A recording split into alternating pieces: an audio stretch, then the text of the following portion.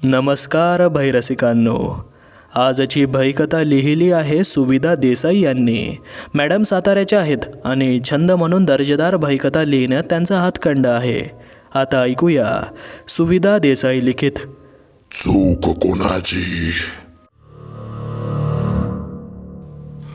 आता परत नको काही. स्वाती मनोमन देवाच्या धावा करत होती. दोन्ही हात जोडून ती बेडकडे पाहत होती. ते जे कोणी बेडवर बसलं होतं त्याने आपलं डोकं वर काढलं. ती पण एक मुलगीच होती. तिचे केस मोकळे होते आणि आगीमुळे अर्धवट जळाले होते. त्यामुळे ती अजूनच भयानक वाटत होती. अंगात फक्त कुर्ता होता, तो पण पूर्ण अंगाला चिटकून बसला होता. आगीच्या गरमीमुळे तो अंगात रुतून बसला होता. चेहरा पूर्ण जळाला होता. हात पायाचं चामडं जळून आतील हाडं दिसत होते आणि बेडवर रक्ताचं रक्त पसरलं होतं. ते पाहून स्वातीला उलटी आली. ती बसलेली बाई उठून स्वातीच्या दिशेने येऊ लागली. जशी ती जवळ येत होती तसा जळालेला चामडीचा वास अजून उग्र येत होता. स्वाती भीतीने मागे मागे जात होती आणि सोप्यात अडखळून बसली. ती बाई जशी जशी जवळ येत होती तशी स्वाती भीतीने मागे सरकत होती आणि सोप्याच्या दुसऱ्या टोकाला जाऊन अडखळली. ती बाई आता जोरात हसू लागली. तिचं ते हसणं फारच भयानक होतं. अचानक तिचं ते हसणं थांबलं आणि स्वातीला काही कळायच्या आत ती वेगाने स्वातीच्या पायाजवळ बसली आणि तिच्या पायाला कुरवाळू लागली. तिचे ते चिकट हात पायावरून फिरताना स्वातीला भीती आणि किळस दोन्ही वाटत होतं. तिने आपले डोळे बंद करून घेतले. तिच्या कानात कुजबूज झाली. तू जिवंत नाही राहणार, तुला पण मारणार. तो दिवस मोजायला चालू कर. आणि तेवढ्यात लाईट आली. स्वाती अजूनही डोळे घट्ट मिटून बसली होती. हळूहळू तिने डोळे उघडले तर समोर आता काही नव्हतं. ती आपली सगळी शक्ती एकटवून घराबाहेर पळाली. पळता पळता ती कोणाला तरी धडकली. मला मारू नका, मला मारू नका, मी पाया पडते तुमच्या, मला सोडून द्या प्लीज. स्वाती गयावया करू लागली. स्वाती, स्वाती भानावर आहे, काय झालंय तुला? आवाज ओळखीचा वाटला म्हणून स्वातीने डोळे उघडले तर समोर आनंद उभा होता. आनंद असं म्हणून स्वातीने आनंदाला जोरात मिठी मारली. आता काय झालं? परत काही पाहिलंस का? आनंदाचा वैतागलेला आवाज ऐकून स्वातीची हिंमतच होत नव्हती त्याला काही सांगायची. नाही, काही नाही, ते बाथरूममध्ये मोठी पाल बघितली म्हणून घाबरले, बाकी काही नाही. स्वातीने खोटं सांगून वेळ मारून नेली, त्यामुळे तू घाबरून घराच्या बाहेर आलीस? आनंदने संशयाने विचारलं. स्वाती अजूनही ती बाई तिथे आहे का बघण्याचा प्रयत्न करत होती. चला आता आत. का रात्र बाहेरच काढायची आहे पालीला घाबरून? आनंद अजून नाराज होता हे स्वातीला एव्हाना कळालं होतं, म्हणून ती पण गुपचूप आत गेली. पण आनंद आला म्हणून तिला बरं वाटत होतं. जेवण आटपून आनंद झोपायला गेला, पण स्वातीला काही केला झोपच येत नव्हती. हा काय प्रकार आहे हे तिला आता जाणून घ्यायचं होतं.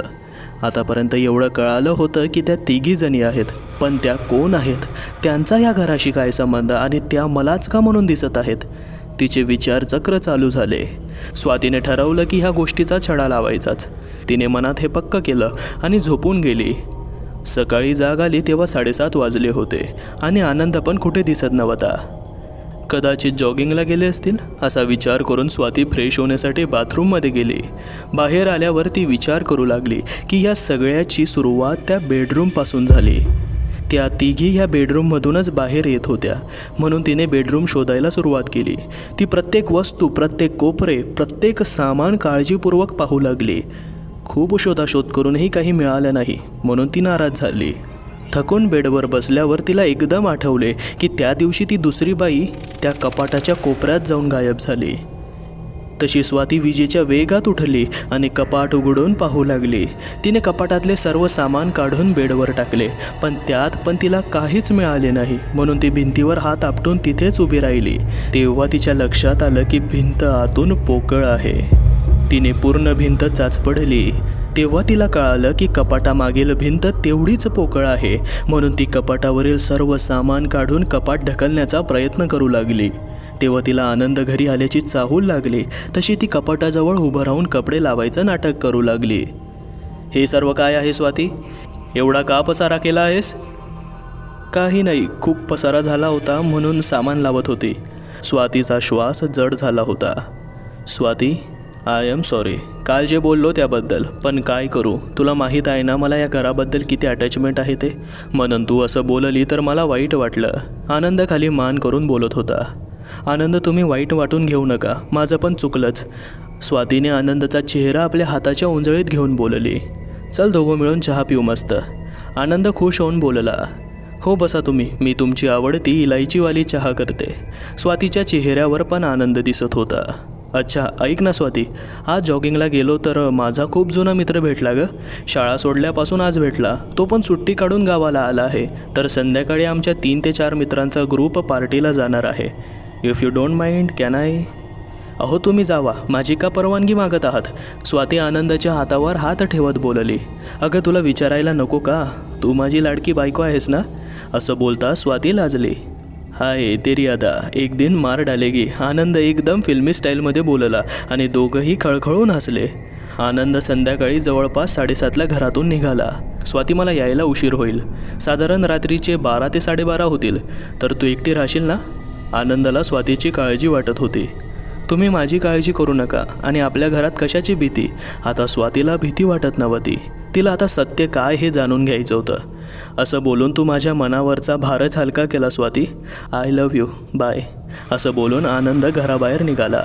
पुढे जाऊन उभा राहतो. मित्र येणार आहे घ्यायला. ठीक आहे, नीट जा. स्वाती आनंद जाईपर्यंत दारात उभी राहिली. थोड्या वेळाने दारावर टकटक झाली. स्वातीने दार उघडलं तर समोर राजन उभा. स्वाती घाबरली. नमस्कार वहिनी, कशी आहे तब्येत. राजन विचित्रपणे हसत विचारत होता.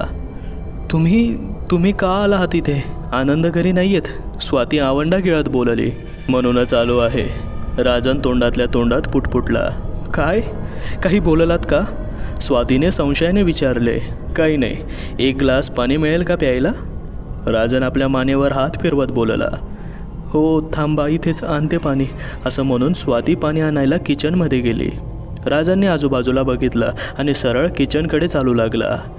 समोर स्वाती पाठमोरी उभी होती.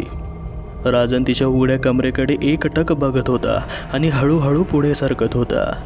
तो तिच्या कमरेत हात घालणारच होता की त्याला कोणती तरी हालचाल जाणवली. तसा तो झटक्यात तिथून बाहेर आला तर दारातून आनंद आत येत होता. समोर राजनला बघून आनंद ओरडला. अरे साल्या, मला बाहेर बोलवून तू इथे काय करत आहेस. कधीची वाट पाहतो आहे मी. आनंद वैतागून बोलत होता. अरे ते आनंद, तुला घ्यायलाच आलो होतो. तहान लागली होती म्हणून थांबलो होतो. चल निघूया मग. राजन अडखळत बोलत होता. आनंदाला पाहून स्वातीला हायसं वाटलं आणि तिने विचारलं. आनंद तुम्ही इथे.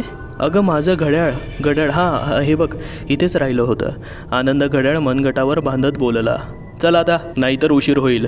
राजनकडे बघत आनंद बोलला. तेवढ्यात तिला बेडरूममध्ये पुन्हा हालचाल जाणवली. असं वाटत होतं की ते जे काही आहे ते फार रागत आहे. स्वातीला सारखं वाटत होतं की राजनचा सगळ्याशी काहीतरी संबंध आहे.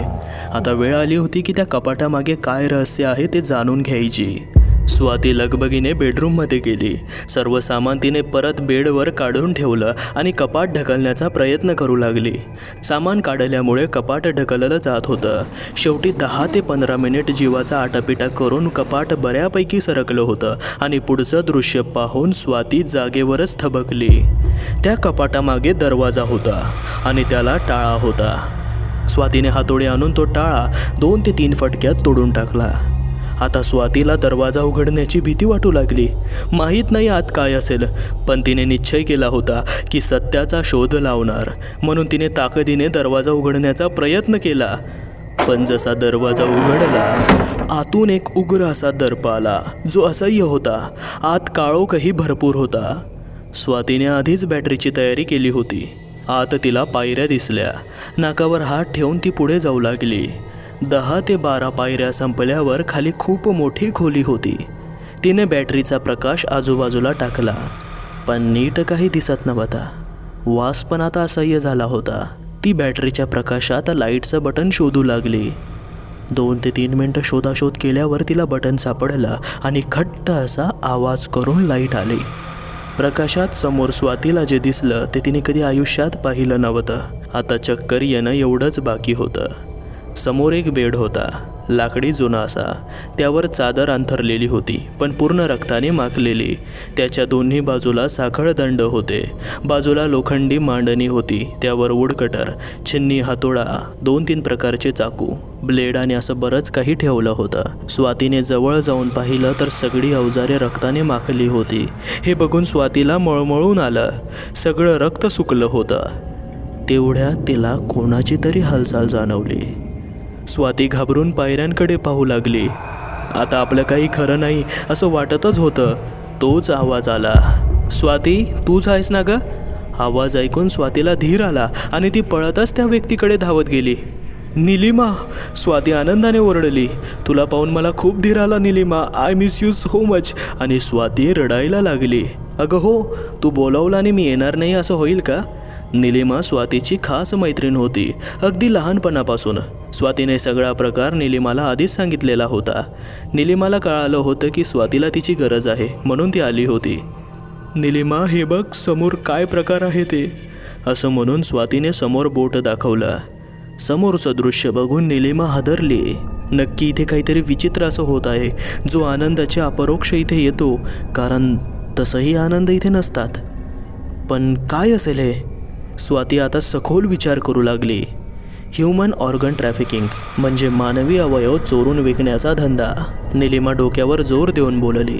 पण निलिमा, तसं असतं तर ते अवयव स्टोअर करण्यासाठी काहीतरी साधन असतं ना? नाही, हे काहीतरी वेगळंच आहे, आपल्या कल्पनाशक्ती पलीकडे. पण काय? आनंदाला हे सगळं सांगावं लागेल, म्हणजे त्यांचा माझ्या बोलण्यावर विश्वास बसेल. दोघंही त्या लाकडी बेडकडे बघून बोलत होते की तोच पाठीमागून जोरजोरात हसण्याचा आवाज आला.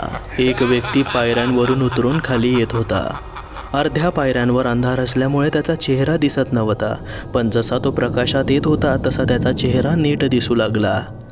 वाह, म्हणजे माझ्या सुशील आणि हुशार बायकोने ही खोली शोधली तर. आनंद टाळ्या वाजवत बोलला.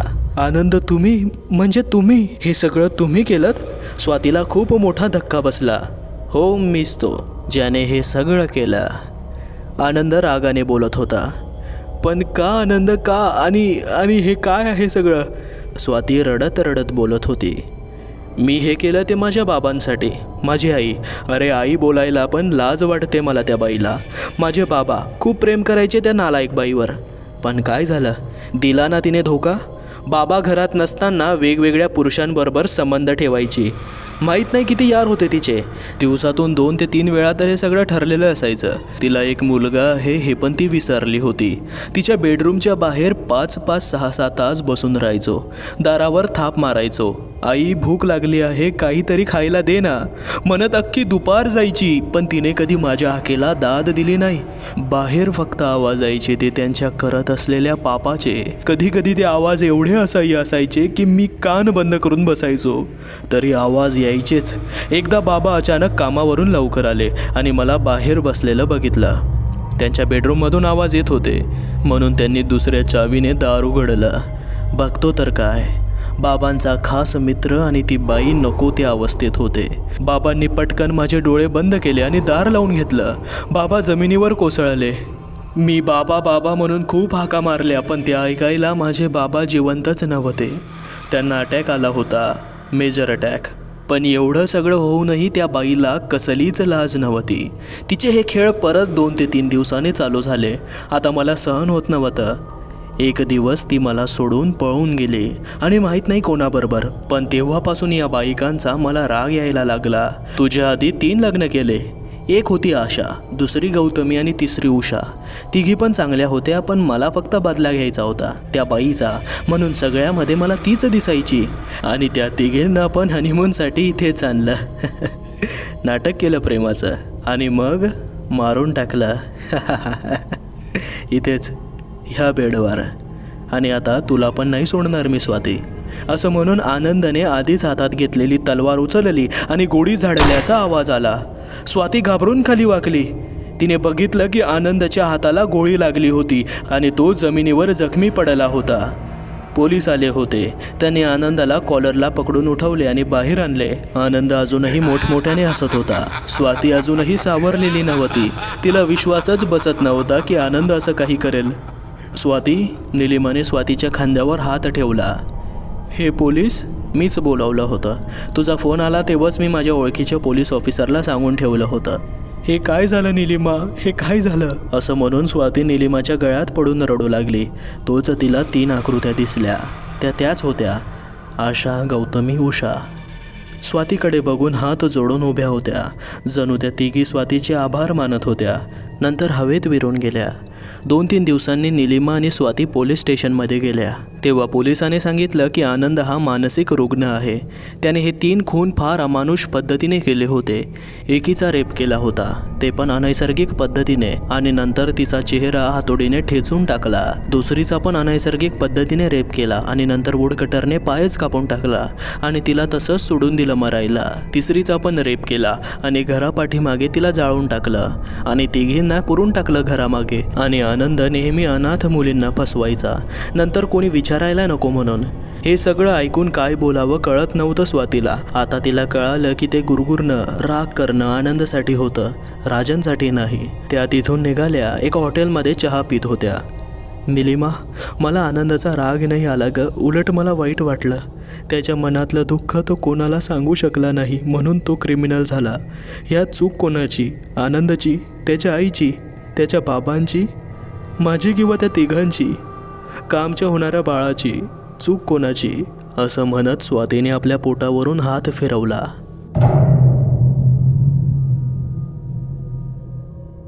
नमस्कार भैरसिकांनो, आजची कथा कशी वाटली हे कमेंट करून नक्की सांगा. चॅनलला सबस्क्राईब करा आणि हो, चॅनलला कुठल्याही प्रकारे सपोर्ट करायचा असल्यास लिंक डिस्क्रिप्शनमध्ये दिली आहे. भेटूया उद्या ठीक 8:50 तोवर काळजी घ्या. अगोरी